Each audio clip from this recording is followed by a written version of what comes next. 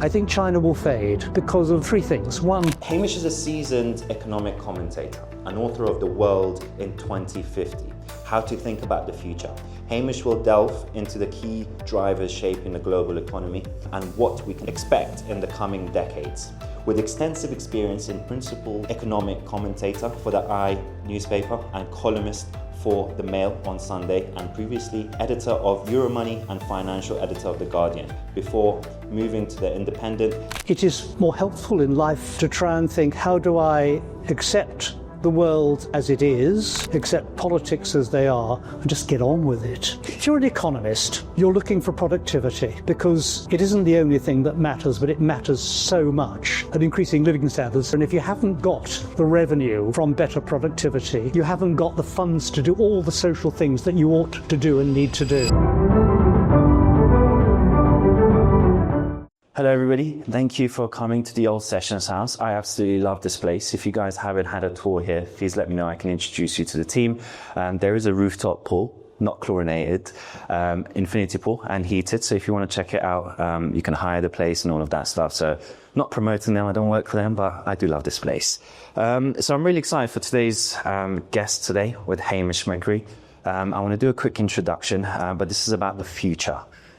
So we will have I want to have a big section at the end where for questions and answers, because I want to hear your questions, because I'm sure there's some really burning questions that you have that you want answered. So Hamish, thank you for coming today.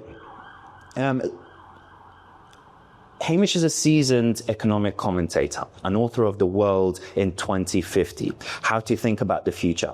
Hamish will delve into the key drivers shaping the global economy and what we can expect in the coming decades. With extensive experience in Principal Economic Commentator for the newspaper and columnist for The Mail on Sunday, and previously editor of Euromoney and financial editor of The Guardian, before moving to The Independent. Hamish brings unparalleled insights on the intersections of economics, technology, and societal change. So I will be really looking forward to this interview. This is really, really exciting for me because I haven't interviewed anybody like Hamish before. So Hamish, what is your mission? Where to begin? Am I live? That. Huh? Do you want to take that? Okay. How's that? That better? Gosh, where to begin? Well, I'm a journalist. I write about economics. And all this began at university, where I thought I wanted to be an actor. And I realized fairly soon I'd really been really seriously bad at it. And I joined the student newspaper. This was in Dublin. I was brought up in Ireland, and did economics. And I suddenly realized I had to try and put economics and journalism together. And so I had to be the business editor of a British national daily. And by huge good fortune, I've done it for two of them, The Guardian and The Independent. The problem then is, what do you do after that? What do you do for an encore? And I became a newspaper columnist, which I've been doing for the last, whatever it is, years. I did try and found a business. We founded in the 90s a consultancy on the internet, and we, with a colleague on the Indie, and we, after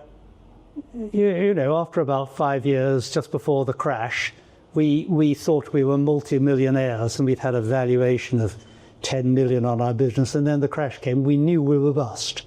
And I had the really unpleasant experience of reaching into, we're a bit analog, reaching into my pocket and writing out a check to meet payroll. We had to do that quite often, actually. And then eventually we managed to sell the business.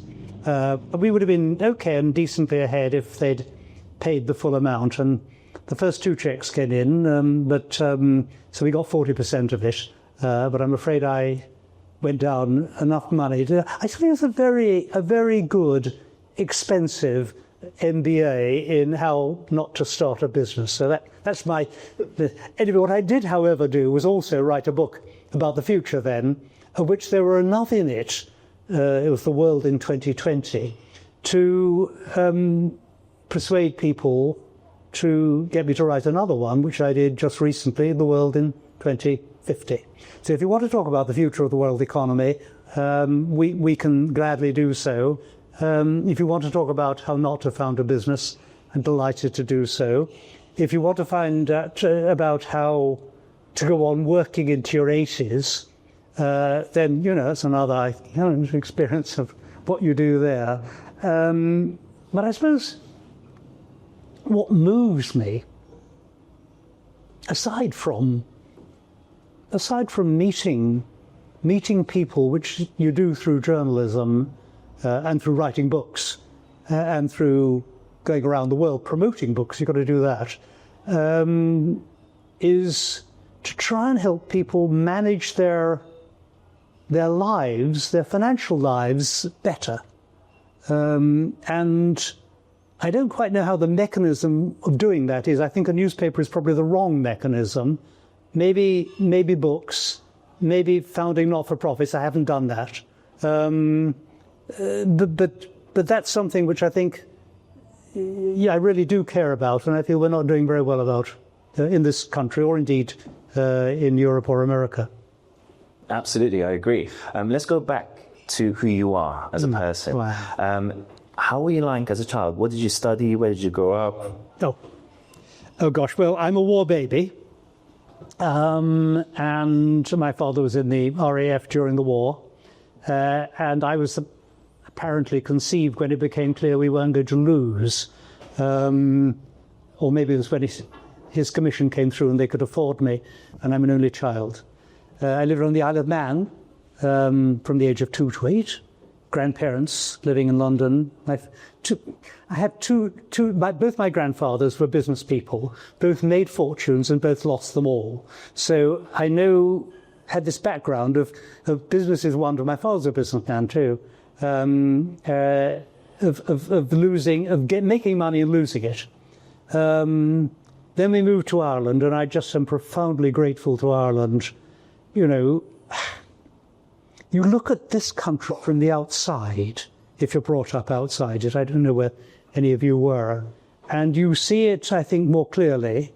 And I think sometimes the world looks clearer from the other side of the Irish Sea. So I'm very grateful to that. So I went, my parents, I'm part Scottish, as you probably gather from my name. I wanted to keep the connection with Scotland. I went to a Scottish boarding school, and they managed to pay the fees sort of halfway through the term, and I didn't get kicked out. And then I went to Trinity Dublin, which was just the great liberation for me. I came to London with the clothes I stood up in. So that's it. I was very lucky in journalism. Journalism's a kind trade, and people always, snotty about it, but it's a very kind trade. Journalists can be very rude to each other to the face. And then you all go and have a drink and, you can get a paper out. And I find that a very attractive culture. You're rude to someone, then you get on with it, for heaven's sake. What was journalism like then compared to now? Well, newspapers were much more important. The only people who want to become journalists now are trust fund kids, because, the pay is crap, and City University is probably the best journalism school in the country. I was talking to a professor there, won't name her. She said, basically I hate teaching to the kids because they just don't have to earn a living. Parents have got lots of money. They just come in, and then when I tell them that we're going to look at a video here, and that shows people being shot. They didn't have a trigger warning. If you're going to actually do foreign reporting or war reporting, there are people being killed, and you've got to get used to it. And your job is to be dispassionate and tell people what is happening. How reliable is the information now? How reliable is the information now compared to... Well, there was a structure then, and that you were trained in journalism to try and make sure you always got two sources. If you had a story which was hostile to someone, you would put it to them, at 5 o'clock in the evening, so they wouldn't have much time to cobble together a response. But at least you would have gone through the motions of putting it to them. I can think of times when I broke the rules, ran on a single source. The best story I ever had, I got a vestigial second source, but it was dodgy. But I very much trusted my primary source. I made mistakes, writing stories which were wrong, because I trusted a single source who basically sold me a pup. Now, anybody can be a journalist. That's wonderful in one sense, is a golden age. But citizen journalism, while wonderful in many ways, lacks the discipline and the controls, and lacks the resources, so that a lot of good stories that should be written don't come out. And I feel very ambivalent about it. I mean, on the one hand, a trade should be open. You should have open access, and that's great. And there's some wonderful stuff being done by some I think people like Bellingcat. I don't know if you come across Bellingcat. Group of based in the Netherlands, some here, who just do investigative journalism based on data. And it's really, really good stuff. And there are others. But I look at mainstream journalism and there are bits which I don't like very much. And anyway, we're much less important. You made some predictions over the last 25 years. Oh, yeah, well, yeah, I mean, look, I read this book in the early 90s about the future of the world economy now. And I had 3 bullseyes, or near bullseyes. One was Brexit. I managed to predict that it was quite likely that by 2020 Britain would be outside the EU.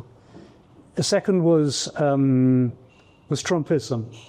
Not the man, because I didn't know enough, but there would be some kind of populist revolution, probably in the second decade of the 21st century. And it would be a rejection of liberal media and so on, Hollywood values. And I don't know how I did that. It must have been around at the time. Other people must have been, but I'm not that clever. I must have been reflecting some views then. That it must have therefore been obvious to listen to that in the 15 years, 20 years before it happened. And then I did at least have half a page on a pandemic, though I couldn't see any of the detail. And then I got things wrong. Say that one right. I managed to write a book published in 93 without mentioning the internet. And my defense there is that though it existed, it was just the geeks. There were no search engines, no search engines at all. Google was 96, was it? Alta Vista in 94. I can't remember the details. And the first browsers were only just coming in then, and I didn't know about them. So I could see these computers connected to each other, but I couldn't see the mechanism of it. And I think I'm not that good on technology, though I've had to use it now, of course. And I got China wrong. I thought if China didn't loosen up its politics, its economics would be less successful. And so far I'm wrong on that. I think I'm probably right on a 10-year view, but you can get timing wrong. So yeah. Fine. The perspective of economy, could you give us what the London view of economy is and the global view, and why it's so different? Oh, look, this is the best place to see the world from, because everybody comes through London at some stage.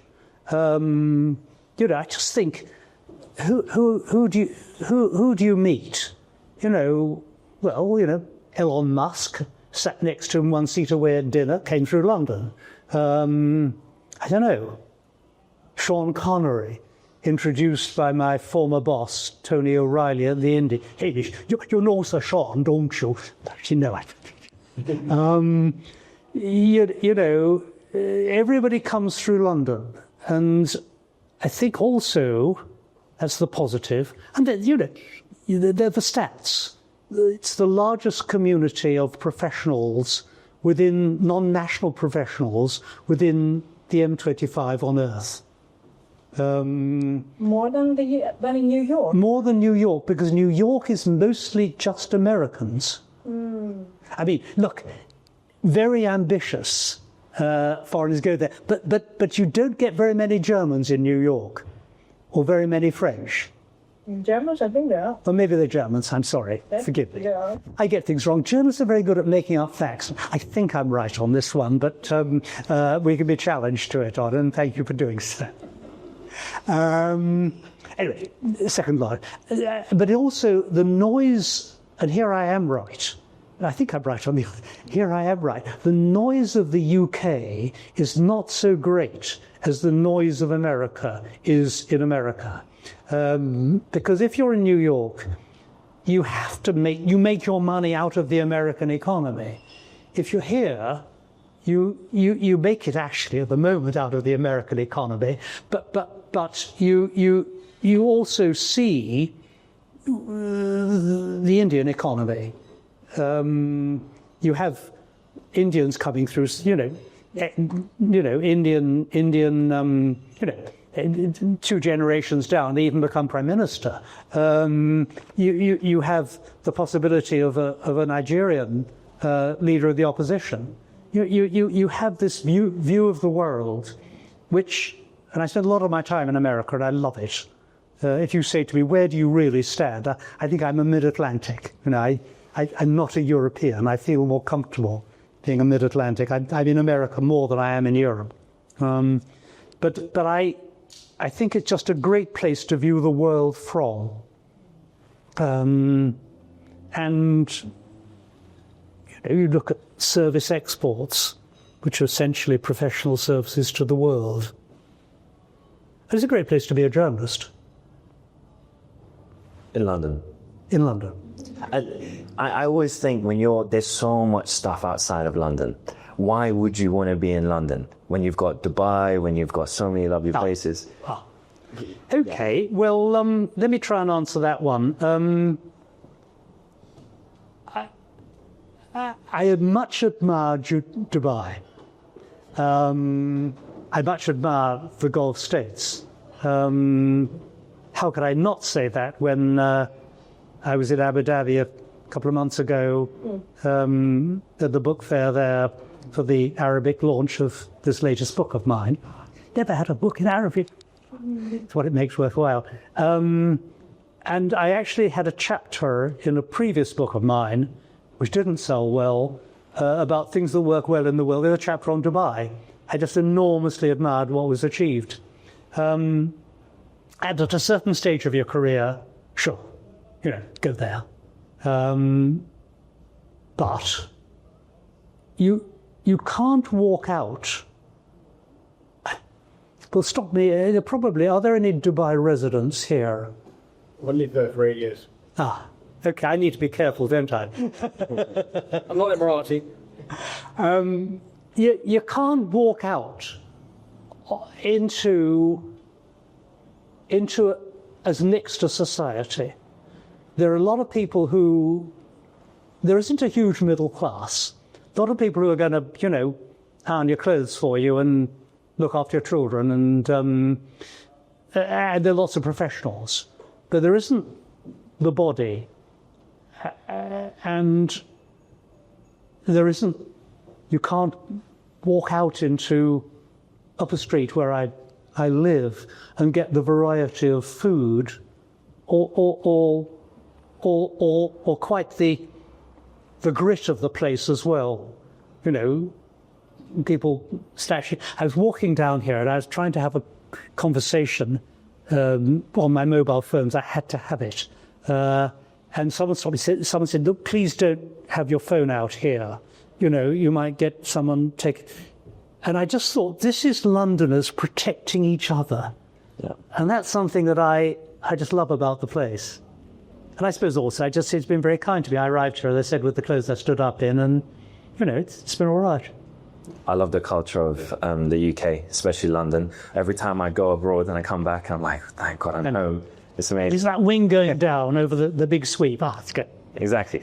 So tell us a bit about the framework of thinking when it comes to global economics. We have some models. We're not flying blind. I found two models have been very helpful. One is a backward look, and the other is a forward look. And the backward look, I don't know whether you ever, does the name, it probably never means, and the name Angus Madison mean anything to you? And he was an economic historian, and he died about 8 years ago, and I never knew him, sadly. And he wrote a book, or wrote several books, looking back over economic history. And he was very nerdy. Did you know at the time of Christ, the world's largest economy was actually India? And the second largest was China, about the same size. And he made up a lot of the figures, so we don't know exactly. And the Roman Empire in Europe was around about half the size of the Chinese or the Indian economies. So we think of this great Roman Empire, and actually it was relatively unimportant. Now, if you look then, the year 1820, the Indian economy and the Chinese economies were still the two largest in the world. And Europe, I think, was tiny by comparison. The US had hardly got going. And then by 1950, the US accounted for 45% of the world economy. Europe, despite its stupidity of wrecking itself, was still another 25%. And China was down to 11% from memory. And then India was 7%. Yeah. And now we're seeing a reversal of all that, which is seeing the BRICS, Brazil, Russia, India, China group becoming larger. And the possibility, and I've changed my mind on this, that China will become the world's largest economy in about 20 years' time. I've changed my mind. I think it won't, because we can go into that if you like. But it's still hugely important. And India, probably number 3 by the end of this century. So, What's the number one? What? End of the century, number one? I think the US remains number 1 throughout this century. And I may be wrong, but I think part of it, and this is a message which I may be wrong. I think China will fade. And I think China will fade simply because of, well, 3 things. 1, demography. The very latest numbers on Chinese birth rates are so low, the population will really start to fall very fast indeed. And they can't do anything about it. It's not a place you want to emigrate into, at least not permanently. You call for all sorts of cultural reasons. That falls for every country. The birth rate is falling dramatically. Well, every country, including slower in India. Asia as well. Slower in India, not yet in Even in India, It's coming down. You're absolutely right. 11.3%, I think. I was reading in next Twitter. Yeah. An article very interesting. But the other thing that's also come down was actually Africa. I mean, the assumption that Nigeria would shoot up and become 500 million. The latest ones are that it won't. Not sure. Anyway, demography is really interesting. That's one of your building blocks. But say the second economic thing is actually the BRICS report of Goldman Sachs back in 2002, which absolutely, I think, is the most consequential piece of economic reporting, economic analysis this century. It's a very slim little 20-page thing. But Jim O'Neill coined the very clever acronym of the BRICS, building with the BRICS, and that just catapulted it to prominence.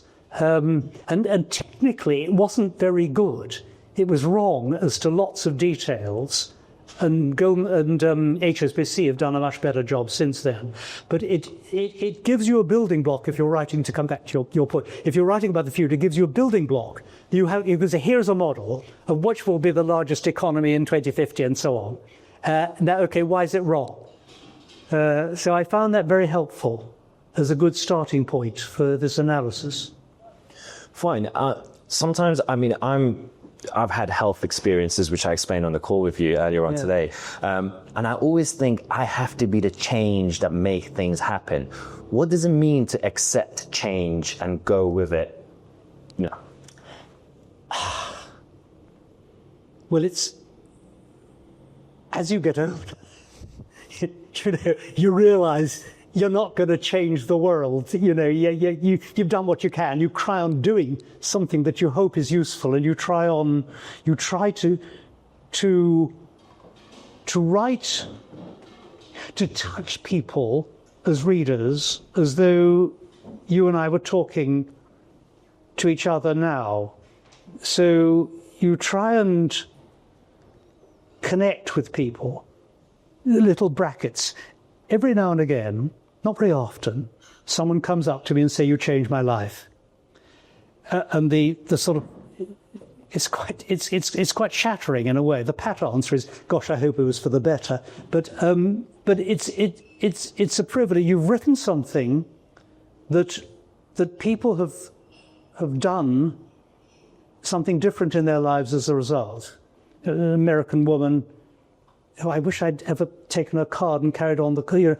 So, well, actually, I decided to come to Europe and start a different life here because I wanted to get out of America. I wanted to see the rest of the world, and it's been great.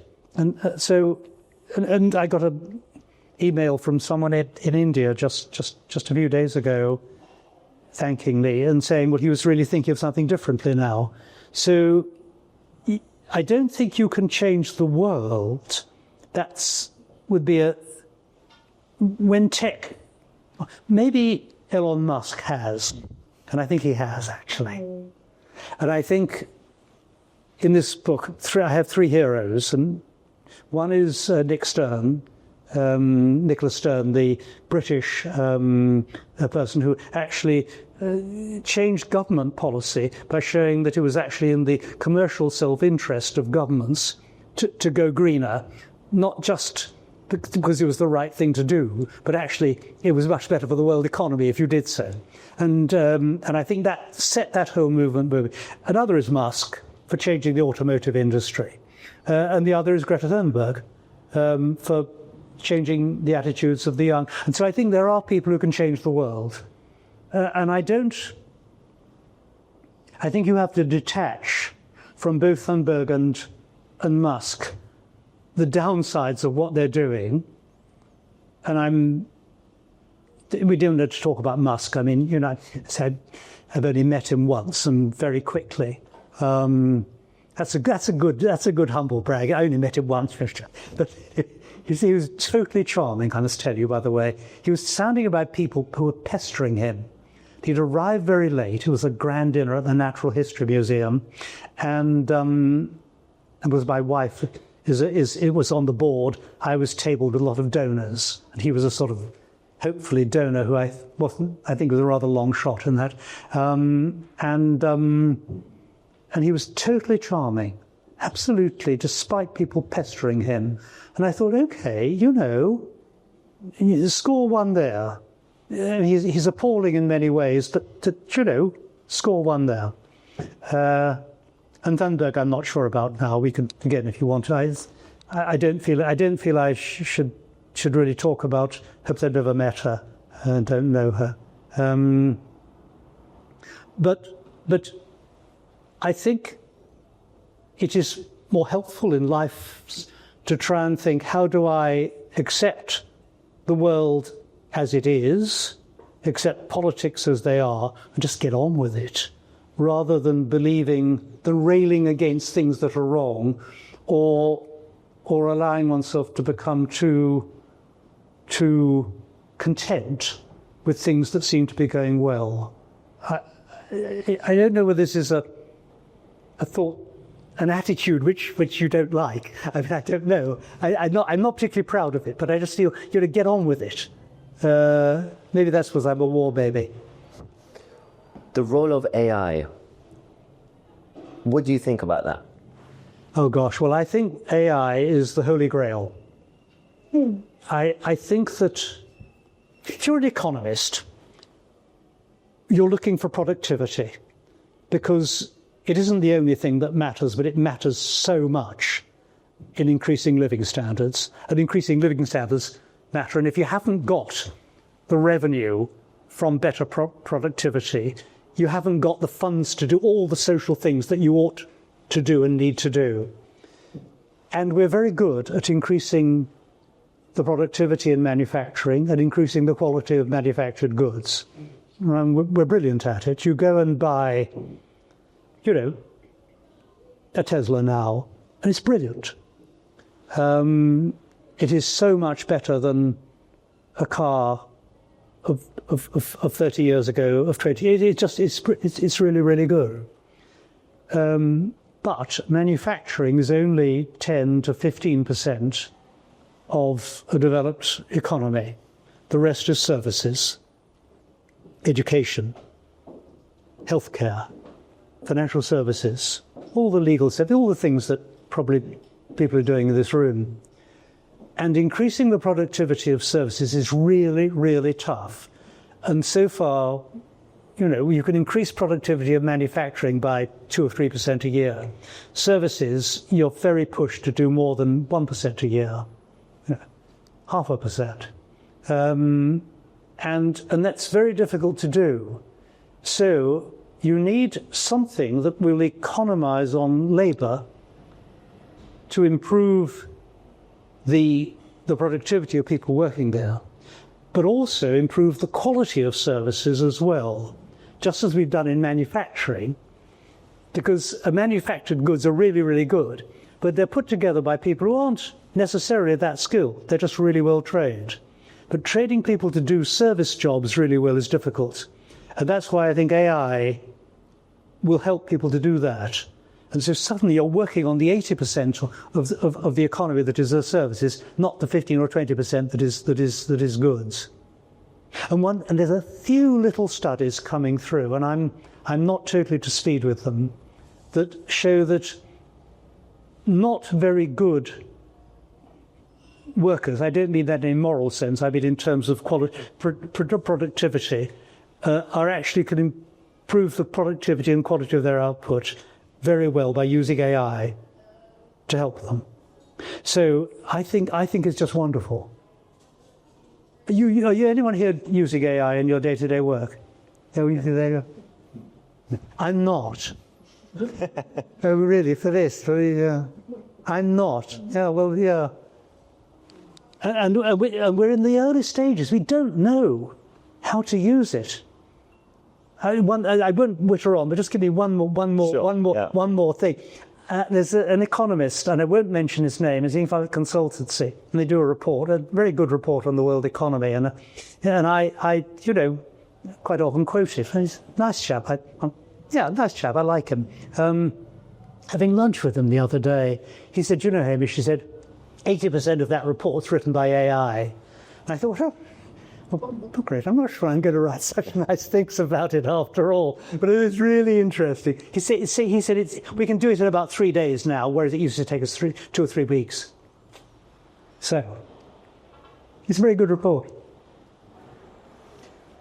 I want to touch on climate change. Could you give us some insight as to countries that would benefit, countries that won't benefit, and how helpful AI will be for climate change? The last bit we don't know. Okay. We may be helpful at analysing data because it's brilliant at analysing big data. So it may be helpful, but the detail we don't know. My defence of saying we don't know is whenever a new technology comes along, you can never see the applications of it. And the little brackets on that is, you've probably all seen this many times. I sometimes look at it when I'm depressed. I look at Steve Jobs introducing the iPhone. coming on. This is sometime, every now and again, I know something comes along that changes everything. And yet, even he couldn't see the apps. Even he, and there's actually, you can prove this, he could not see one of the uses to which the iPhone would be put. And it is the selfie. Because that first iPhone did not have a front-facing camera. So, it's a silly example, but we never know what a technology will be useful for, because it'll need thousands of people clawing over it, probably you in this room discovering how you use it to get it better. Climate change. Well, I buy the mainstream view. To reveal more of myself, I have a son-in-law who is a climate, environmental, economist, working for a consultancy in Washington, and he's great. And I wrote my chapter on the environment for this book, and sent it to him to have a look at it. And he came back and said, Hamish, I would be prepared to defend it, but there are a lot of things that I really worry about. And there are these, this, and this, and this. And so he knows much more than I do. So what I did was actually lifted out the things, what I'm really worried about, and just popped them straight into the chapter. So, if you're a journalist, if you can see good words, you don't waste them, and you pop them in. So yes, I am very worried about everything. Do you believe it's artificial or natural? Sorry? Do you believe it's artificial or natural, the climate change? Natural or man-made? Man-made. Yeah, it is man-made. Yeah. Man-made. It's man-made. Yeah. I mean, there may be some variance that is natural, If there is any but mostly man-made. do you believe that it's a correlation of heart as regards climate change or not? I don't have a very strong view on that. Again, I feel my job. I try very hard not to have views. I try to look at what's happening and make and write down what we know with but not have views myself. I mean, of course I have views, but I do try. It is not my field, and this is not my field. What I would say, though, and this is to answer your point, what I would say is I think that we have not got the balance completely right in our policies towards it, in that we are looking at things that we are doing at high cost that will reduce carbon emissions in 20 years' time or 10 years' time, when we probably should be doing things that are lower cost to live with what's happening. And that will bring a better bang for our buck by doing adaptation rather than we will save more lives in Africa if we put money into adapting rather than into slowing. Now, we've got to do both. Please don't think I'm pushing one aside, but I think there's an imbalance there. And my source on that is actually the work done by this consultancy in Washington. I think I trust their judgment. You can't know everything. You can't begin to know. So you trust people whose judgment you think seems sensible. Countries that will benefit from climate change. Countries will benefit. Well, this is the dirty secret. Russia benefits.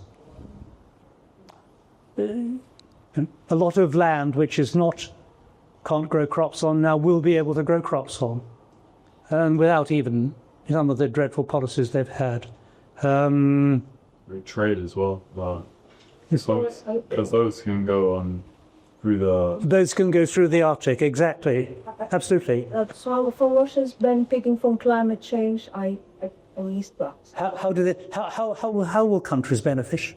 How Russia will benefit. Oh, Russia will benefit. No, Russia, because of agricultural yields will come up. Canada also benefits. The growth. The area you can grow wheat moves north a couple of degrees. Southeast England, as you know now, is very good wine country because the chalk of the Downs is part of the Paris Basin. We now have the same climate as Champagne had 30 years ago. It's getting too hot in Champagne to grow the stuff there, so they're all buying up vineyards here. Wow. Depending on your views of Champagne producers, couldn't happen to nicer people, So, there are benefits. The big worry, I think the only developed country that is in deep trouble, Italy and some, is Australia, which is very dry and, is not managing its water very well. And so I think that's the only country in the developed world. In the emerging world, I'm afraid it's almost mostly negatives, and that's profoundly concerning for human, ethical reasons. We can talk about this further if you like, but I am not a climate expert. What I'm trying to do is to talk common sense on it, and talk an economist's view that are you better to spend, a couple of billion doing that, or you better to spend a couple of billion doing that? And I'm not sure we're spending the right couple of billion. No, hundreds of billion. Before I go on to navigating the journey to the future, what's your relationship with failure? We pretty good at it. No, look, anybody who starts a business will fail, and I've managed to do that. There is a business which my former partner is still running. It's a small consultancy. It goes on, but it's nothing like what we hoped it would be. And I realized you need different talents. And sometimes those different talents are in the same person. But more usually they're in different people. And you need someone who will count the money and someone who'll inspire the business. We didn't have somebody who'd count the money. We had lots of people who could sell the business, and the father-in-law of my partner in this business was a very senior guy at Shell. He ended up as chairman of FTSE 100, another company, and he then stepped down. He was on a board, and he and I would look and say, "What are we doing wrong?" He said, "Well, it looks as though we're about sort of 7 million down here. Oh, no, sorry, 70,000 down here, and we didn't have the right skills to do the business." And I learnt that the hard way with this expensive MBA. As I say, we eventually sold it, and I got paid. We were all right. We weren't. We got paid 40% of it. I also had one other vision. Shall I tell them the Tony O'Reilly story? Yeah. I got to know, as the economic writer of The Independent, Tony O'Reilly very well. The Irish footballer, head of Heights, owner of The Independent and the Irish Independent, and built and tried to save Waterford Wedgford. Not going to know very well. Not pretty well, insofar as you ever know your employer well. And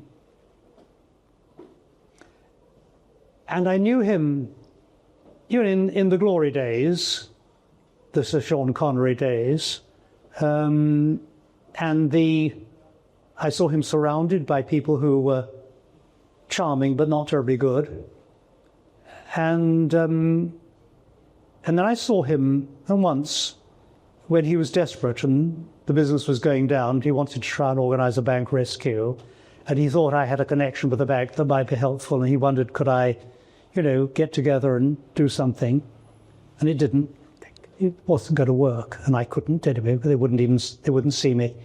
He thought I could use the journalist pool to get in, and they wouldn't. And then he went bust.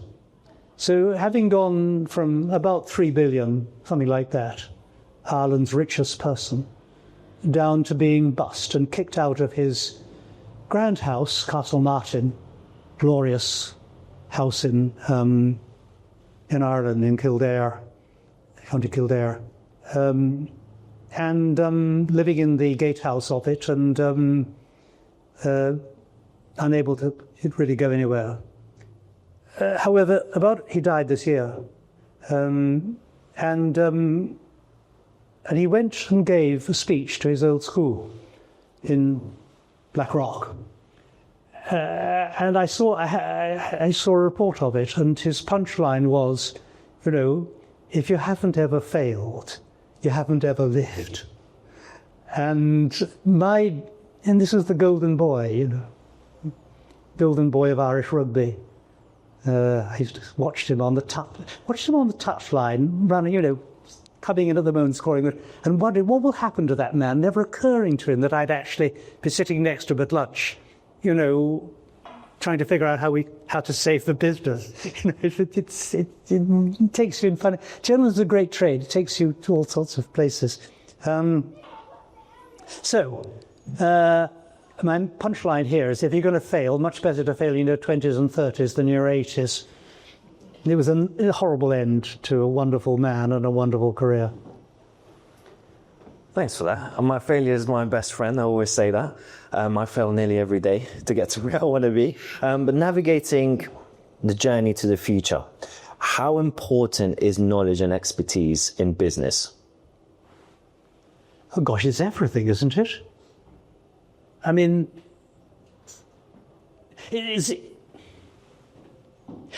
I'm fascinated by business because it was the family background. Did I say earlier that I had two grandparents who made fortune? One was East End and the other was Highlands of London, and came down, both lost them. One through drink and another through having a second family, these things.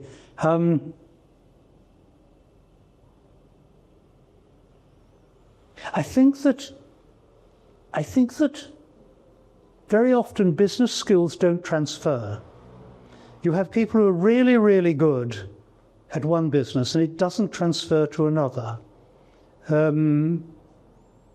You have some businesses where intuition is everything. I think retailing is one of those. Why did Sharon White not succeed actually didn't do that badly at John Lewis? And the answer was she didn't really understand retailing and didn't get other retailers in to do it with her. So if she'd had the right couple of people there, she would have been much, much better. I do know her, she's a friend. I think she's totally terrific. Just one of the people I admire most on, the planet. On the other hand, someone I knew very, very slightly was John Sainsbury. I don't know whether you know, John Sainsbury was chair, and then David Sainsbury took over, his cousin. And David had gone to Harvard, and lovely man, still connected with President Gulf, lovely man, wonderful, one of the most generous people on the planet, but wasn't a retailer. John was. I had a friend who was a senior buyer in Sainsbury, and she did the clothing line. And she remembered John. She was walking around a shop, and John was walking with her. He said, "Anne, those tights are too cheap," and walked on. And she said, "I knew they were too cheap. I knew I'd mispriced them. But how did he know that? Nobody else other than me knew I'd made a mistake. He could just see them. So he had that skill of knowing what looks right in a store and what it should be priced at. And of course the business boomed, but actually having Harvard Business School skills doesn't give you that genius. What does? Well, I don't know. With an editor, you can see sometimes. With an editor of a newspaper, it's a very simple skill. You need to have one. You can have lots of nice to haves, but you have to have one thing which you must have, and the must have is you want to have that intuitive feel for what your readers want to read in the morning. And nothing else really matters. If you have that skill, you put the right thing on the front and not the wrong thing. And a really great editor will just do that without thinking. There we go for that. Awesome. And before I pass on to the audience to ask questions, what do you think, or because you said something around pockets of like communities that can ultimately change things. What does communities mean to you, and how important is it in the age that we are in today? Community is such a large word, isn't it? And we're all part of several communities. And a family is a community. A family is a business, actually. You're running a small business, and you may not be very good at it, and maybe the personal life is in a way a business. We're all running. That's my personal perspective. Well, I'm part of a few communities. I'm part of a journalist community. I spend a lot of my life in Scotland. The house up there, was up there yesterday. There's a community there which is struggling. It's a poor town in southwest Scotland, and it's near Dumfries, and Dumfries is a town that's struggling, and you try and do something. And we've got a little local volunteer shop. You try and so the little communities there. There's a community, I suppose, for quite different nature of professionals in Islington, where I live, and we try and get together. I mean, there's a big problem with drug dealing. Do you know Islington? I mean, this Highbury Corner, which they've just changed, and then they've decided to clamp down on drug dealing at Highbury Corner, which is great, except it moved up to the residential street just a bit along the line.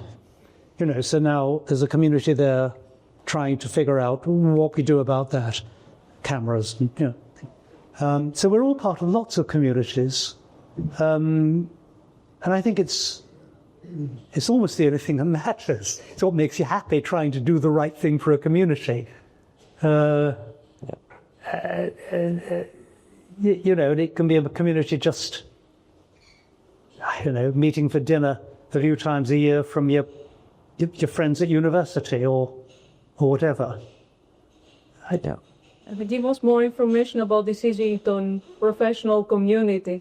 The Islington. I'd like to know more about the Islington professional community. It's my neighbor. Oh, look.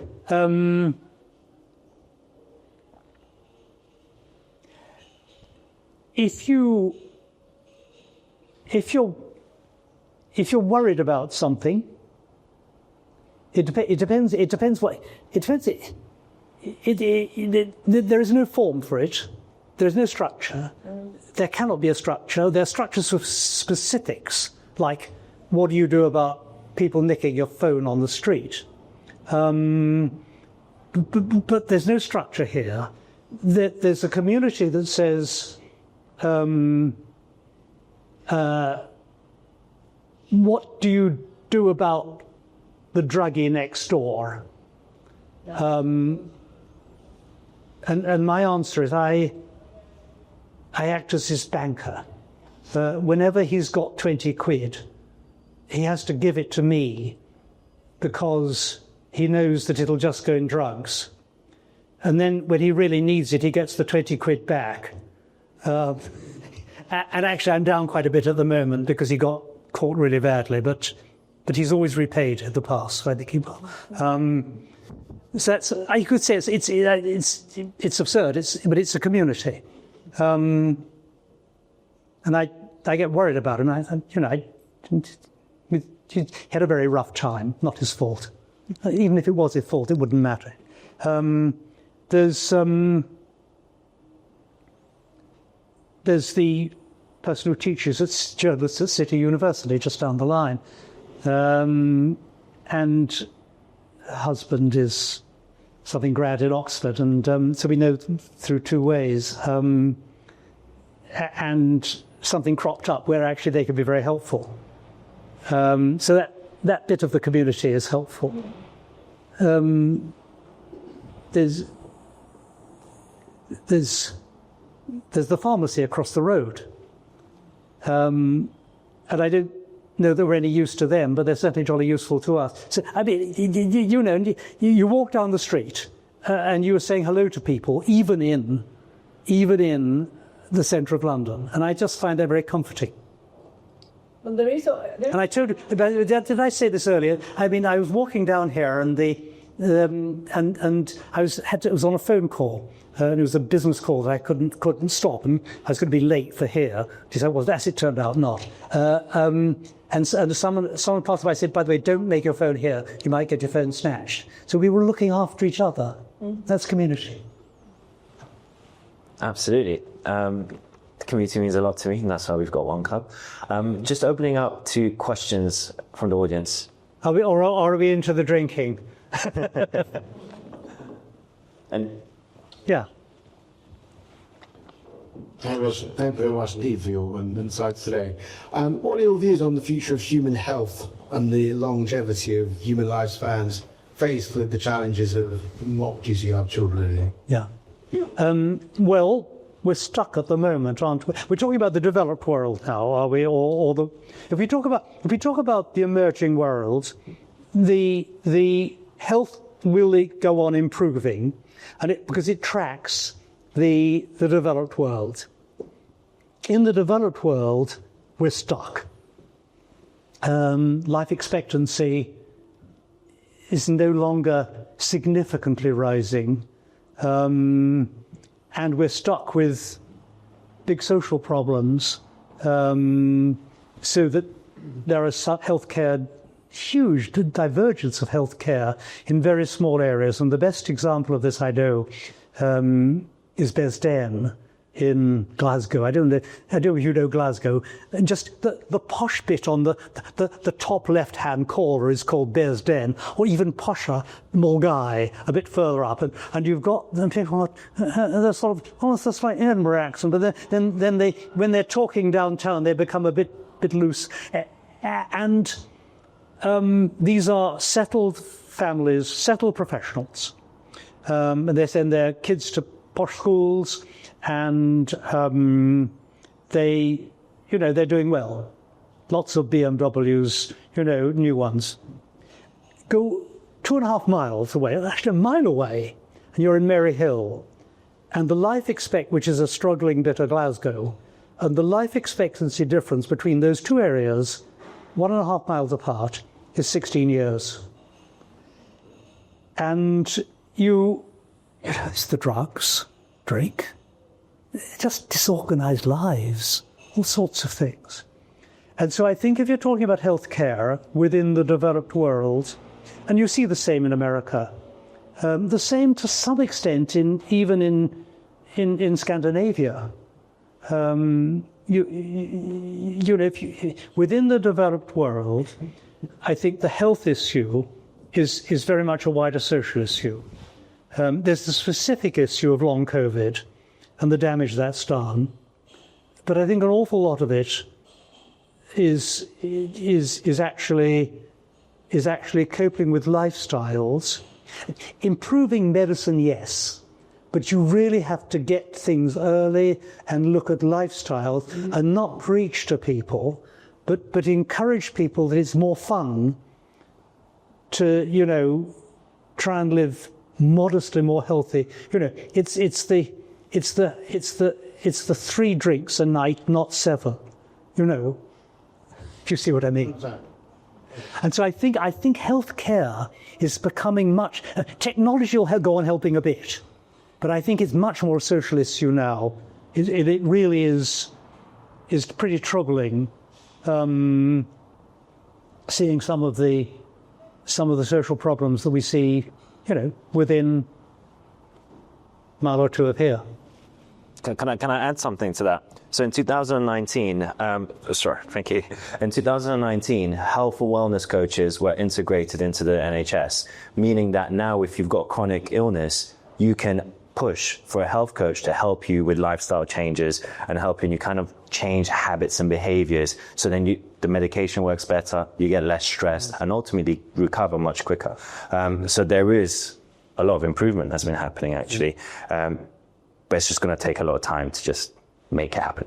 Yeah. Ultimately, yeah. Thanks. Hamish, great to hear some of your experiences. I've got an economics question for you, actually. So dear. Government debts and deficits. So could you go a bit closer to the mic? One of the problems of age is the hearing, isn't it? Government debts and deficits. Sorry? Oh, government debts And deficits are already at extraordinary levels. To the point where if the dominoes were to begin to fall, it would be so catastrophic. So my first question is, do you think they can continue to prevent that from happening? And if not, what do you think will be the pivot point which sets off that series of dominoes? Well, you zeroed in on probably the most important single question facing economics in the developed world.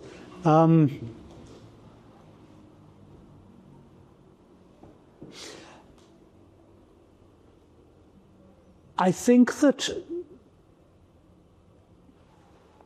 I feel that we have a democratic failure in that we have politicians unable to explain the limits of what they can achieve through tax and spend. And I feel that Western democracies will have to find other ways of achieving the sort of social objectives that we all would like to see, which is decent, balanced growth and higher living standards and better lives for people. And the model that and this is every country, just about every country in the world, and developed countries in the same jam.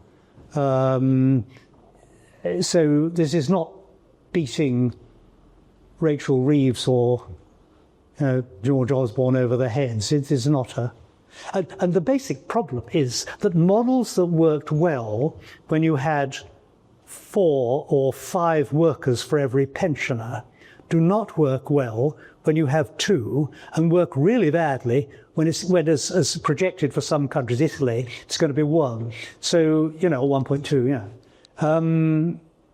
So I think the whole nature of government will change. It will have to find ways of limiting what the state can do, or the things that are very expensive that the state does, and focusing on the things where it really has to step in, where there is otherwise failure. Now, what will happen to the actual money of it all? I think that if you borrow from the future, which essentially you're doing, if that money is still spent wisely in real investment, and I'd include investment in human capital along with infrastructure, if that money is spent wisely, then I think we scramble through all right. But do you think governments change only after the crisis has happened, or do you think they'll have the courage to do it in advance? I'm afraid after the crisis. Yeah, I agree. So are you a believer in goals, for example? I hate the idea of acknowledging that I am, but when the gold price shot to a new record a few weeks ago, I scurried down, tried to find out how many gold sovereigns had been left to me by my grandfather, and unfortunately there weren't very many.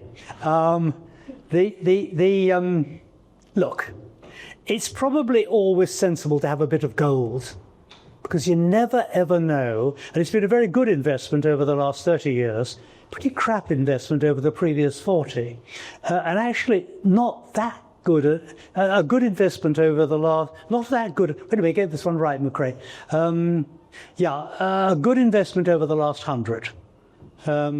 But, there have been long periods where gold has not gone up much in value. And I hate the idea intellectually that you dig stuff out of the ground, you spend a lot of money refining and then you stick it back under the ground again, and that's so valuable. You know, it doesn't really make sense. You can move it around. You can move it around, yeah, I know, but you know. Well, if you're in a jam, probably, you know, you pawn your wedding ring. As my mother had to do once, yeah. One more question started off my class. Thank you.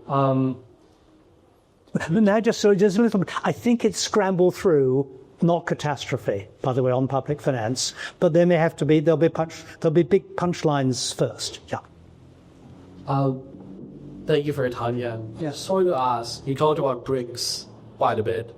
In terms of Africa as a whole, quite untapped, probably well left behind in terms of development compared to Asia and Americas. How do you feel like Africa projects over the next couple of years, considering investment for Russia and China coming in? And that's the first part of my question. Second part of the question is, for some young individuals like myself, not calling you old, but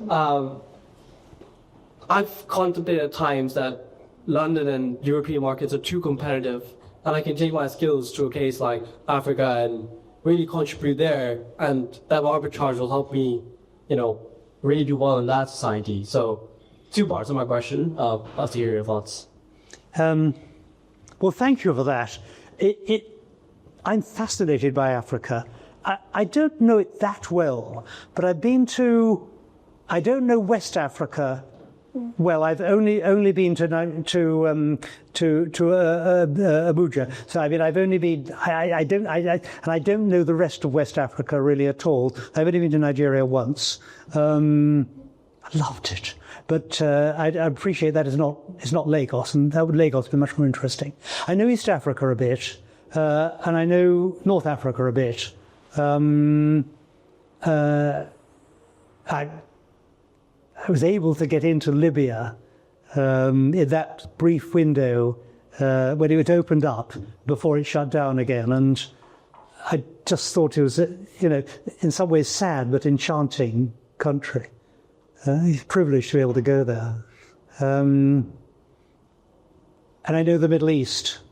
I know Egypt a bit. I'm very, very fond of Egypt. I actually admire Egypt a lot, and very fond of. So, and I know South Africa a bit. I had it's a sort of conversation that happens better at 11 o'clock at night over a couple of whiskeys. I did have a sort of moment in South Africa 50 years ago when I suddenly knew what I felt about the regime there, and it was just a moment of clarity, you know. Look, China's put in a lot of stuff, and you know there's a price to be paid for it. But you're driving through Tanzania on a wonderful road, dual carriageway, and it comes to an end, and we're back onto the stuff that the Germans put it in 1910 or something. You know, it's a lot of kit has been put in. The terms under which has been put in have not always been the greatest. My window on that is the number 2 in the finance ministry of a country I can't name, and they put in, Chinese came in and did a deal, and he was great. You know, but the minister's was less great. And he said, if only I'd got at that deal 6 weeks earlier, I could have done so much better. But we'd just given away too much, and I just couldn't pull it back.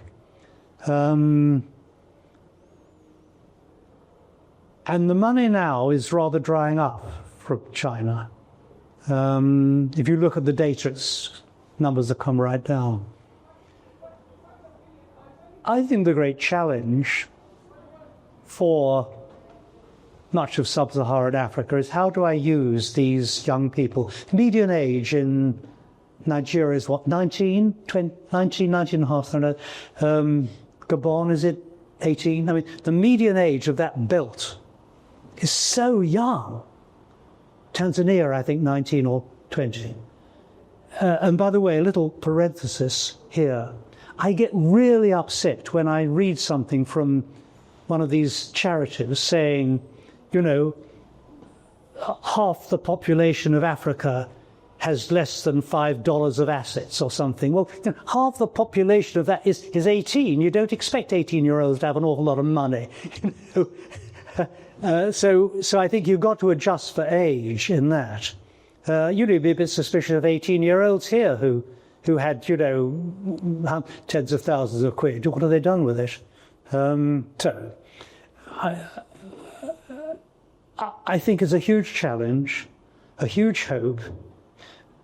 In this book I've written, I've made one of the calls, which I finished the book with 10 big worries and 10 hopes. And out of my worries, I won't go through all of them, but one was, and I wrote this just on the eve of the invasion, Russia would do something dreadful that would do deep damage to its neighbours and itself. And number 8 was actually the Middle East will become deeply unstable. So those two things were already in the book. You know, they were pretty obvious, but one of my hopes is Africa comes right. And it does manage to find a way of employing positively its wonderful boundless youth. It trains them better. It uses AI to extract better output from them. And it's so ingenious. And it gets somewhat better governance. You know, governance doesn't have to be great, it just has to be good enough. So I'm hopeful.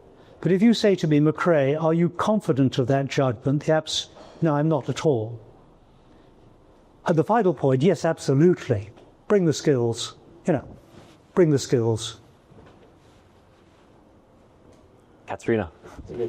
Could you give us a projection of the world economy after American elections into scenarios A, Kamala becomes president, B, Trump becomes president?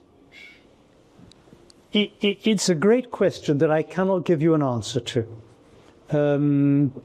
I mean,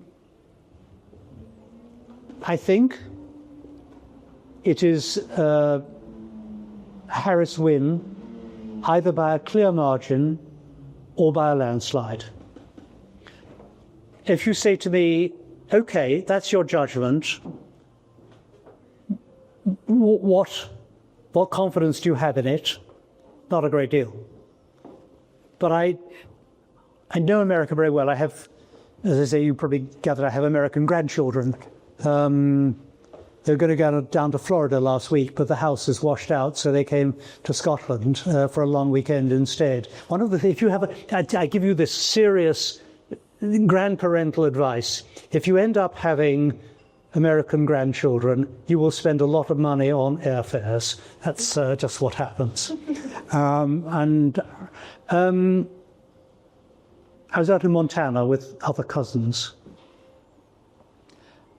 And one of my cousins, 2 generations down, is on the city council of Casper, Wyoming. And I'm pretty damn sure she'll vote for Harris. She's a registered Republican. So that's why I think that. In economic terms, there's screeds of stuff about this. You know, you open the Wall Street Journal and there's check this here. I don't think it makes that much difference. And I know you're not really allowed to say that, but I think in economic terms, the differences will be marginal. Maybe a slightly higher budget deficit under Trump, but then it'll be pushed back. Maybe that's the moment where in 3 years' time there's a big pushback against the countries running large fiscal deficits. But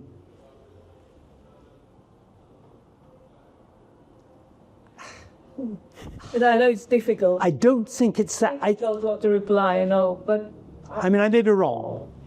I think the fact that we have wars two wars ongoing during Biden-Kamala presidency in the world, which obviously impact very negatively the economy, as opposed to the previous presidency of Trump. I'm not doing politics here. I'm speaking completely from an economical point of view, from an economy point of view. There was no war. Yeah, I do with you caught that, and we have two wars, and that. Okay, maybe I'm wrong. Look, at the present level of those two wars, in human terms, it is an utter catastrophe. In economic terms, it's big, and the surge in the oil price after the invasion of Ukraine, and energy prices and food prices really, was a human catastrophe. It was a catastrophe for, particularly for poorer people. You know, the price of wheat in Egypt shooting up. In big macro terms, this wasn't as big as the pandemic, nearly. It wasn't as big as the banking crisis. It happens. If Trump comes in, and I don't think it's predictable. I mean, I find the only sensible thing I feel I can say here, and you may say cop-out, McRae, is that I think that anything short, the war at the level of it's happening is important in economic terms, but it is not utterly a game changer.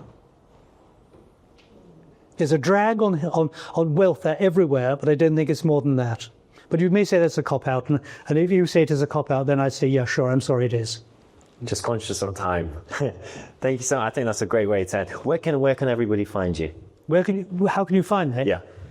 Well, you'll be part of the One Club community, of course. But also, where can they buy your book? Where can they find you online? Oh, there is a website, which is somebody else runs, and I'm not very tech savvy in that sense. I'm good at doing what I have to do. I'm actually quite easy to find, aren't I? Share it in the member chat. I'll share it in the member chat. Yeah, absolutely. Awesome. I mean, or just write, buy a newspaper or Google me. Huge amounts of junk come up. Thank you so much. That was absolutely brilliant. Thank you so much. A big round of applause.